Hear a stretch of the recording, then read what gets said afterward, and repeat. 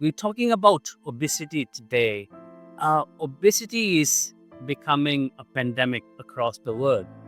I was discussing with somebody this morning, around 8.2 billion population of the world. We have around 1 billion of these people currently in our general population. In Pakistan, Southeast Asia, there is a higher prevalence of diabetes. Every 1 in 4 individually has diabetes here at the moment, and there is a very high risk of them developing diabetes as well, whether it is gestational diabetes or whether it's something to do with the familial tendency that they have. Secondly, there is more a risk factor for sedentary lifestyle and loads of consumptions of carbohydrates in our part of the world, which again leads to a higher incidence of diabetes.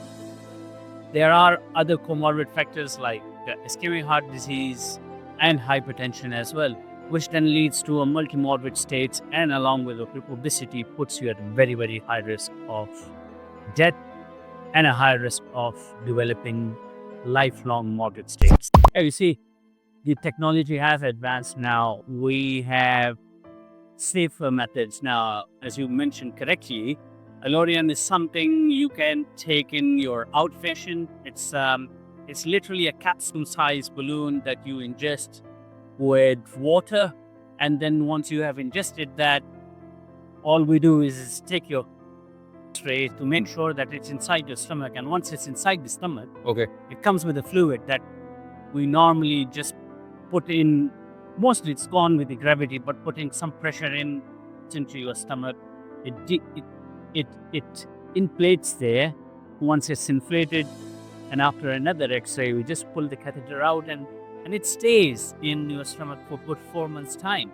Well, I think it's a very, very advanced and very minimally invasive procedure really to have a weight loss in current situation. It's not plastic. Let's put it this way, it is completely safe biodegradable material, especially on the valve, which biodegrades with time, and the valve would then lose its consistency and you start losing the fluid out of it. But eventually, what is remained of the balloon is come out in your bowel moments.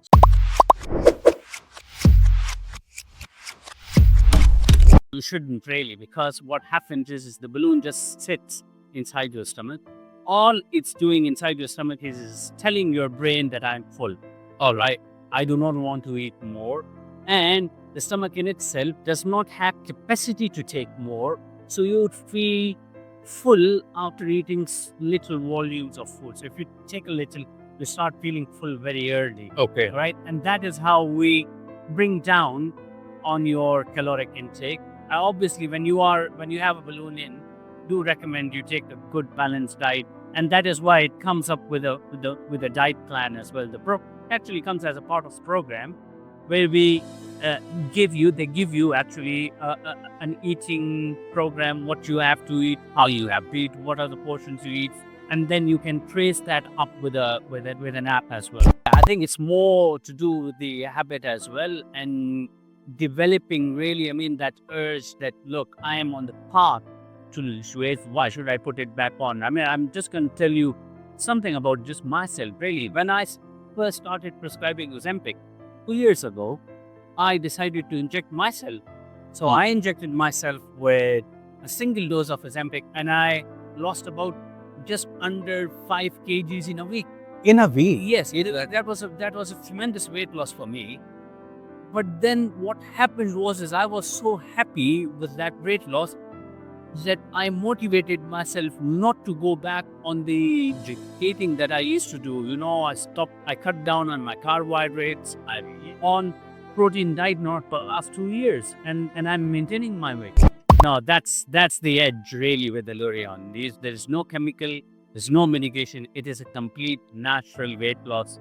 So if you have Allurion in place, you're looking at losing your weight the natural way, because it does not involve any medication, it does not involve any chemical going in, it does not put you at risk, or some of the risks that you might get in because of taking medication like GLPs.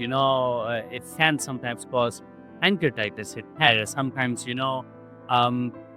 trigger patients who have had history or family history of thyroid cancers.